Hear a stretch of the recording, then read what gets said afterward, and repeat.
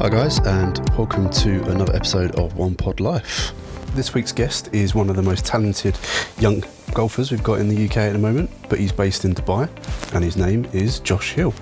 Now, Josh has just turned 16 and he's racing away with his career. He is now the youngest player to ever win on the MENA Tour, which you'll find out in a second how he did it.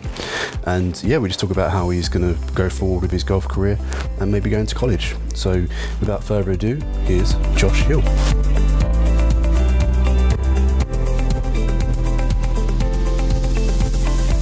All right, Josh. So I think we should start with the fact that you are the youngest winner of the official world ranking recognised professional tournament, where in 2014 you won the Ain Open with a final round of 62, and you were only 15 years and 6 months and 27 days. How does that feel? It was a pretty good feeling. I think I was at that point, I had a struggle of a season, and then just to turn it around then was really good. But yeah, to have that accomplishment and achievement going forward has helped me, and hopefully will continue to help me. No, definitely. That was on the MENA Tour as well, just so everyone knows. So you wasn't just, that was against a pretty tough field then, I guess. Yeah, it was a pretty good field. Former British champion was playing, so again that helped my confidence, and it was good to win that. Yeah. No, definitely. All right. Well, we'll start with that. But what we'll do is we'll circle back to when you first started playing golf. Now, I did read up that you were 2 years old, and you got into golf through your grandfather in Spain at the time, and he gave you a cut down 2-iron. How did he get you into it, and what was the influence from him in your younger years? My grandparents played golf since for 40 years now, and okay. they live in Spain, and you literally walk out of their house and you're on the 7th hole of a course. So nice.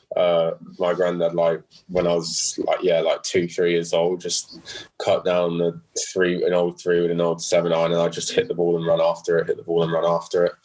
And then since then, really, I just loved the game and continue to love the game. Yep. So what sort of level did your granddad play at? And your grandmother, sorry. No, they never played at a high level. They just played for fun. Okay. But they're good players 30 years ago, but they always played for fun. So never a high level. So the fun element was always brought into you from a young age then. Yeah. It was always fun when I was a kid, and obviously now it's more serious, but I still play it as a hobby and still have fun doing it. No, definitely. Okay. And again, from a young age, again, correct me if I'm wrong, but you kind of spent, you do spend a lot of time based in Dubai and over here in the UK. So what's that like, sort of living two different lives really, I guess? Yeah, I mean, I was born in Dubai, and I've grown up here in Dubai 16 years, so okay. The whole life. But yeah, so I'm in Dubai throughout the winter, just because it's my home, and it's like the base almost. And then in the summer I'm in Europe, and hopefully in America as well sometimes, playing all the big amateur circuit, and so it works pretty good because I have the best of both worlds of having perfect weather in the winter, but also having good weather in the summer and playing in all the big amateur events. No, lucky you. I wish I had that. Sat in the UK when it's freezing cold is not fun. Yeah. But no, good stuff. So I'm also looking here, I was reading as well that your dad actually played squash at elite level when he was younger, back in England. He never actually played golf until you started to sort of get to the age sort of like 9 or 10. What was that like then, trying to get with your dad then starting to take up the game and enjoying it as well? I mean, I've learned a lot from my dad playing professional squash, because obviously he's been in a professional sport, and I guess, succeeded in a professional sport as well. So I've learned a lot from him in that aspect. And just playing with him when I was younger, and him giving me like games of, you've got to shoot this. This is like your par. So it's not a par 72, because obviously when you're 9-10 years old, you can't. I mean, you can, but it's very rare that people shoot level pars when you're 9-10. So he gave me pars, and he'd give me shots, and like I tried to beat him, and then I think I beat him when I was about 11 for the first time, and he didn't hear the end of it, and will never not hear the end of it. So no, of course not. I like it. Yeah, he gave me a lot of competition when I was younger. So, yeah, it was good. No, good stuff. Well, that was actually going to lead me on to one of my questions about the fact that he's been in that professional elite level and environment, and I was wondering what was the best key advice that he's given you about that sort of environment? I guess obviously hard work, which I think he didn't ever really need to install in me, because I've always worked hard. But just, I mean, I guess some of the best advice is, it sounds so simple, but just keep enjoying it, right? As soon as you stop enjoying it, then there's no point of doing it. There's no point of trying to make it your career or anything to do with that. So I think just for me, as long as I enjoy it, and obviously you got to be serious, and to be able to make it, you have to be serious, but you also have to enjoy it at the same time. No, definitely. Well, let's just talk about what you mentioned something a minute ago about not many 9 or 10-year-olds break par on a golf course. But you actually did that just before your 10th birthday when you played at the Earth Course, Jumeirah Golf Estates, and you shot an under par round. What was your score on that day? And again, at the age of almost 10, how did you feel? What was your emotions on that day? Yeah, I mean, I remember it pretty clearly. I was obviously playing off ladies' tees. I wasn't playing off men's tees, but it was a shotgun start, and I started on second of Earth, and we got around back to the first, and it was obviously our last hole. And I remember I was 1 under par, and I needed a par to break par. And I had this 4-footer, and I just remember I was pretty nervous, but I hold it, and then I can't really remember the feeling, but I guess I was over the moon and wanted to tell everyone and whatnot. But to break par then was pretty cool. Definitely. But you actually came close 2 weeks before that as well, didn't you? I think I read again that you were on course to do it, but then the play was suspended. I mean, that must have been pretty gutting as well.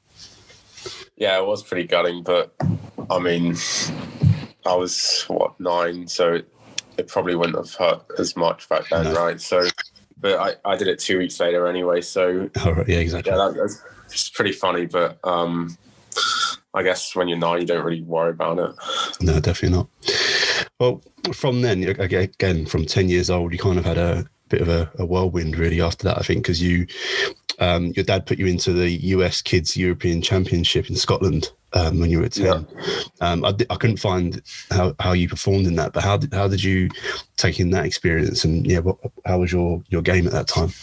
Well, yeah, it's pretty good experience. I think I finished like 5th or something, but I mean, growing up in Dubai, I obviously never really played in many rain jackets or in wind or whatever, and then you go over to Scotland where it's raining hard and it's windy, and it's completely different conditions, right? And that's when I started to learn how to create shots rather than just hitting at pins. So I think those US kids events and all those sorts of events in Scotland really helped even though it sounds stupid at such a young age, but it helped my way of thinking about golf and imagination about golf. Oh, no, 100%. I think a lot of Americans, even professional Americans, they struggle when they come over and play those type of conditions, because again, like you said, they're just used to hitting fairways, hitting greens, and that's it. Whereas it's not so easy over here. Yeah, exactly. Yeah. No, good. Well, again, that did lead to some good setup for yourself. Again, 2014, you won the We Wonders British Grand Final under 10s, I believe. And then a year after that, you won the US Kids World Championships in Malaysia. And then you also medalled at the next 2 European Championships. So, would you say that was a pretty peak year for you there? Yeah, I mean, I was still young then, so I wouldn't say it was a peak year, but I think again it was another step in the journey to trying to get where I want to be, and so yeah, I think obviously they're important years when you're young, but I don't think it was a peak year, but I think for sure it was. Yeah, peak was the wrong word. I meant sort of more like breakthrough year. Yeah. It was more of a year where you kind of realise you've got a good chance and you're one of the best in Europe or whatnot, and then so yeah, it was a year where you sort of realise, okay, yeah, I can be good at this game.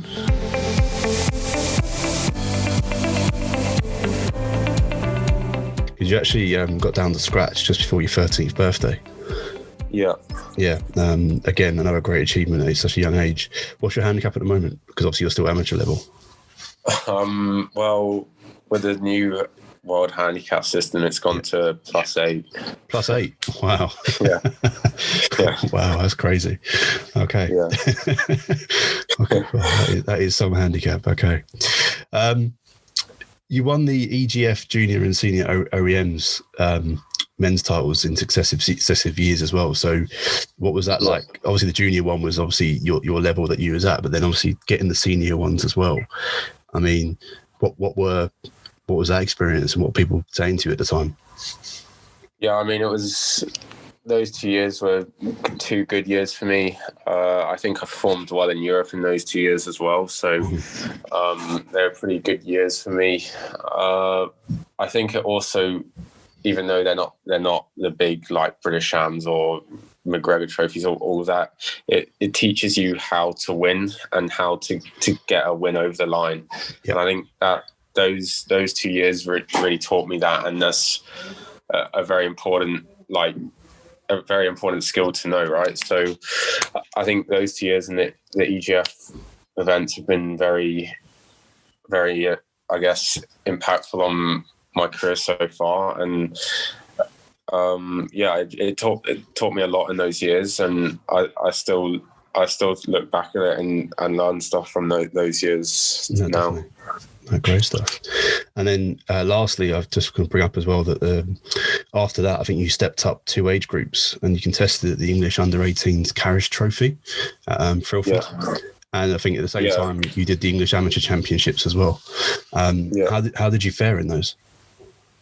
Well, that year, I think I came 10th or something in the McGregor Trophy, and I didn't feel I really played my best. But then I played the Carriage Trophy and I was 14 that year. So Carriage is under 18s. So it's quite a big step up, right? So I remember in the 3rd round, I was in the final group and I was like, that's pretty good for me. But then I finished about 11th, and it was a good experience for me, especially at such a young age. And then the week after it was English Am, and you're playing in probably the biggest men's event in England when you're 14. And I remember I missed a cut by 1, and in the first round I made a triple and a double, which was quite annoying when you look like after. So, but especially if you missed it by 1 shot as well.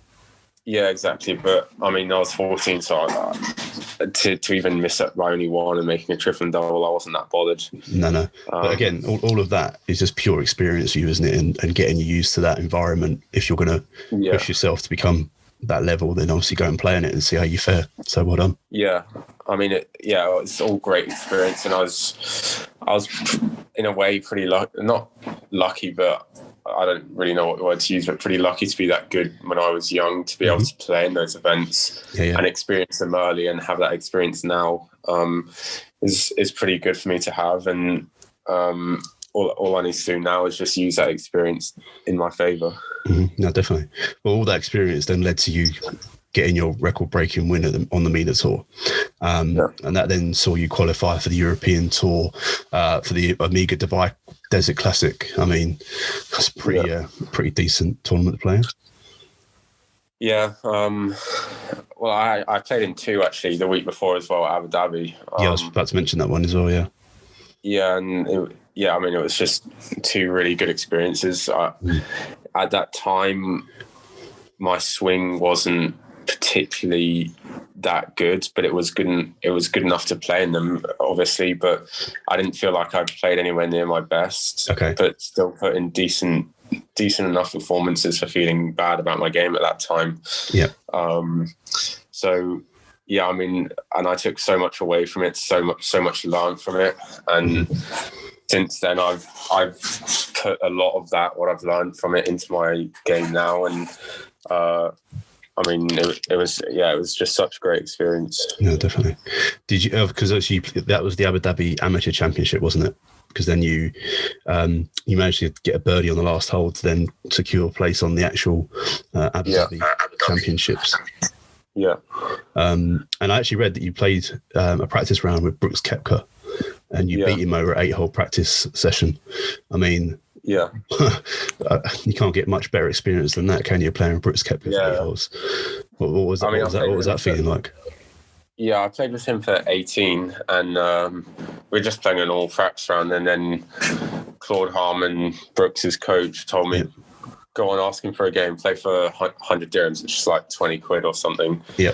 And so I was pretty nervous, but I just asked him on the 11th tee, come on, let's play a match, play for 100 dirhams. And I remember, I just hold a lot of parts in that match, and I beat him. But again, that's another great experience. I mean, he was world number one then, and you're playing as a 15-year-old with a world number one. It's just... there's so much you can learn from that, and so much experience you can take from that. Yep. Not just beating him, but being able to learn from him was an incredible experience, and one I won't forget, and a lot of lessons learned from it as well. No, definitely. As I say, it's a fountain of knowledge there, isn't there? And if you can't, or you need to ask questions and almost not annoy him as much, but obviously just get as much out of it as you can. There's no point playing with him and not asking any questions. Yeah, exactly. And he was such a nice guy that I was never scared to not ask questions. So I just asked as many questions as I could. And but yeah, I learned so much, and I've been lucky enough to play with quite a few tour pros and learn a lot from them as well. So yeah, definitely, that was such a good experience to play with him. No, great stuff. I also read as well that I think you outdrove him on 2 holes. Yeah, I mean, were they proper out drives, or were they? Yeah, they were, but I mean, he hits it far, and I mean, I'd like to say I hit it far as well, but back then, when I wasn't swinging it, obviously my swings kept improving, but when I wasn't swinging it as well, he was able to hit the middle of the club face a lot more consistently than me. So so he outdrove me on more times, but when I caught one, I managed to outdrive him twice, and that's a pretty good feeling as well. Well, exactly. Yeah, like you said, outdrive the world number one. Not many people can say that. Yeah, exactly. Oh, well done, mate. Fantastic. Just so everyone knows, obviously, like you're obviously still on the amateur scene, and you're obviously dipping into the European tours whenever you can by winning championships that you've been doing. But you're actually still at, I'm guessing, is it university, and you're sort of set, or sort of college even, to graduate in 2022? No, I'm still doing my A-levels now. Oh, right. Okay. Yeah, I go to, well, my graduation, I finish A-levels in 2022, so next year. Oh, so that's what it is. Okay, yeah, so if I was to go to college, I'd go in 2022. Yeah. Right. Okay. And what is? I was about to ask you, what is the plan once you've completed your A levels? So obviously, college is a great thing, and it's very good for golf. Mm-hmm. But also, there's a school aspect side, right? And even though I'll do school, and that doesn't bother me, I'd prefer to just concentrate on golf. Yeah. But college is definitely something I'm looking at. Okay.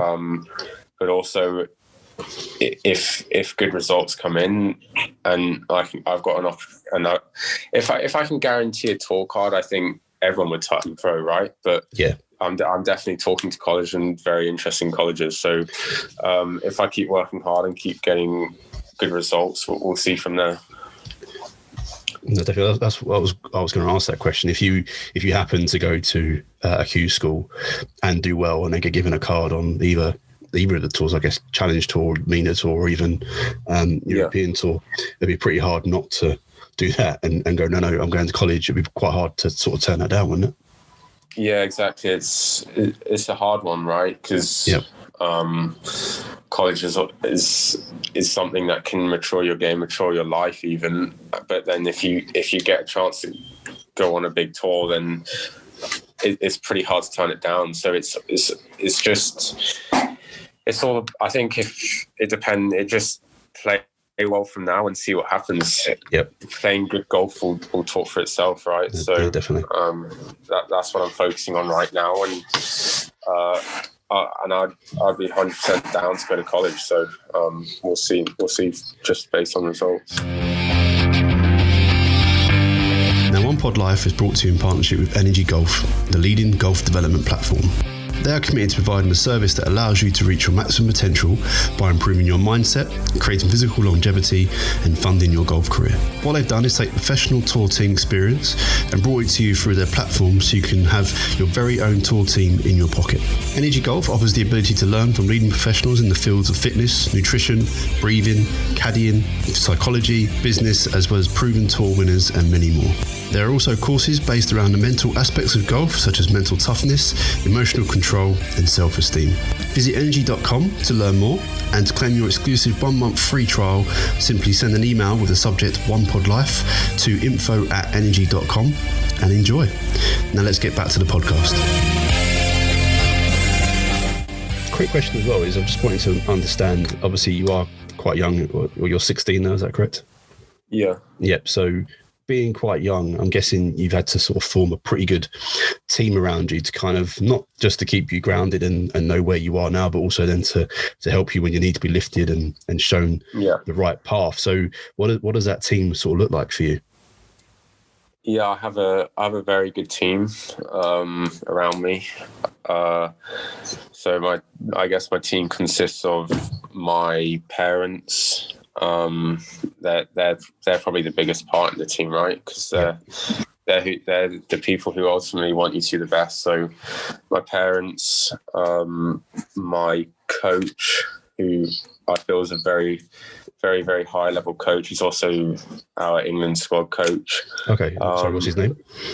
Rob Watts. Okay. So me and my coach work hard together. Mental coach and one of my very close friends called Steve Kelbrick at my golf club. Okay. Sorry, who's your mind coach as well? A guy called David McKenzie. Okay. Great stuff. No, good stuff. Well, yeah, I think it's quite important, even for elite golfers, obviously to have a great team around them, but at such a young age, like I said, just to keep you grounded in that environment so you're not overawed by anything, it's quite important to have them. And I guess your parents play a big role in that, like you said. Yeah, exactly. Like having a good team around you is so important. This is so important. And like, as you said, if you go through rough times, they pick you up. But if you're going through really good times, they say, look, you're going through a good time, but you need to keep it up. You need to stay humble, right? So having a really good team around you is so important for success. No, great stuff.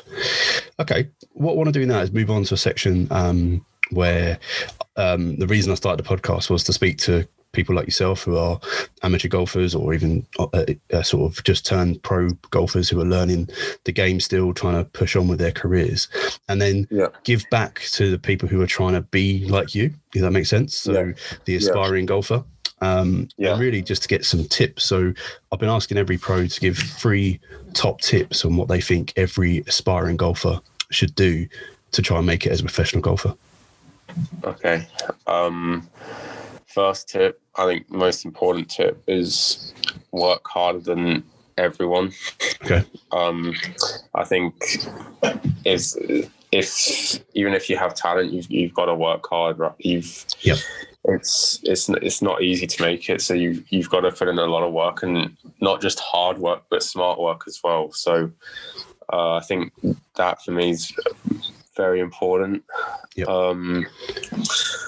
I think having fun as well.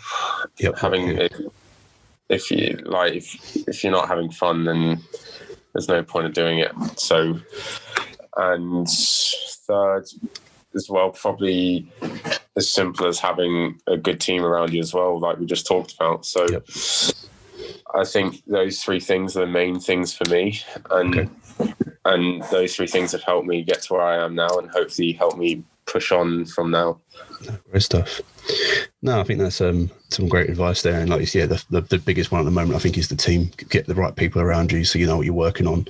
Obviously listen to your coach, because obviously they're the ones that are giving you the practice and the training sessions, and like you said, training smarter as well. So no, well done. Yeah.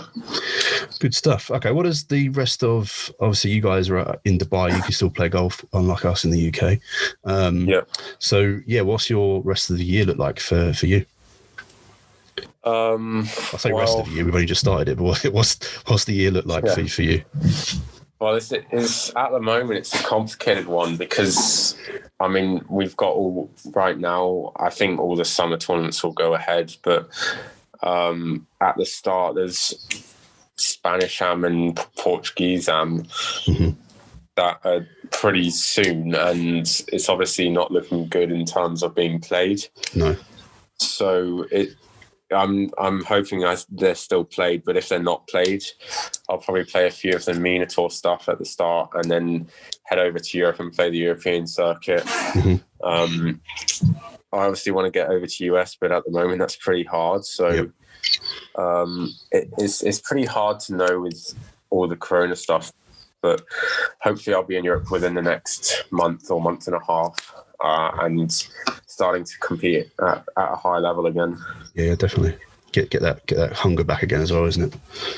Yeah, exactly. I mean, I was pretty lucky last year to still be able to play in the big amateur stuff, but it's been a while. It's been 6 months or so since that's finished. So I just want to get back into the swing of things.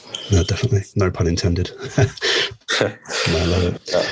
Okay, Josh, thank you very much for coming on the podcast and giving us a little bit of insight into yourself and what you're up to these days, and what the future holds for you. It looks pretty bright, and hopefully it stays that way.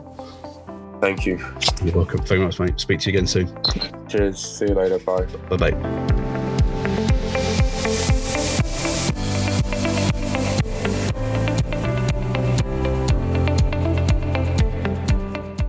Well, that was a really good chat with Josh just there.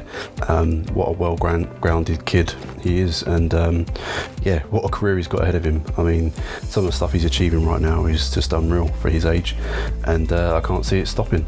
And since we recorded the podcast, he's actually gone on to win the Dubai Men's Open at the Trump International. So well done, Josh. Great achievement. Keep it up. Once again, thank you for listening, guys. I hope you really enjoyed the episode. Don't forget to hit that subscribe button so you don't miss any episodes coming up. Have a good week.